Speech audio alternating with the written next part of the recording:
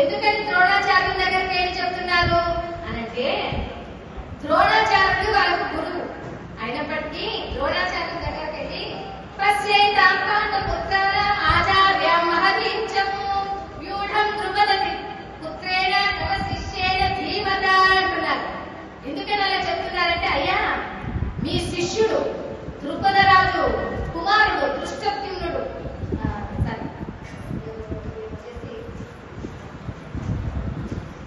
ద్రుపద పుత్రుడు అన్నమాట, అతని దగ్గరకు వచ్చి ఆయన చెప్తున్నారు. ఎందుకని ఇలా చెప్తున్నారు అంటే, ఒకానొకప్పుడు ద్రుపదునికి ద్రోణాచార్యుల వారు చాలా స్నేహితులుగా ఉండేవారు చిన్నప్పుడు.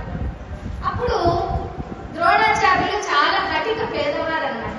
వాళ్ళ ఇంట్లో ద్రోణాచార్యుని కుమారునికి పాలు తాపిస్తామంటే కూడా వాళ్ళమ్మ పాలు లేక వాళ్ళకి పిండి ఉంటుంది కదా, పిండిలోకి నీళ్లు వేసి పల్చగా కలిపి అవి పాలలాగా ఇవే పాలు అని చెప్పి తాగమని ఇచ్చేటువంటి. అప్పుడు వాళ్ళ స్నేహితులు వచ్చినప్పుడు ఒకసారి లేదా స్కూల్కి వెళ్ళినప్పుడు ఆ పాలు తీసుకొని వెళ్ళినప్పుడు ఇదిగో నేను ఈరోజు పాలు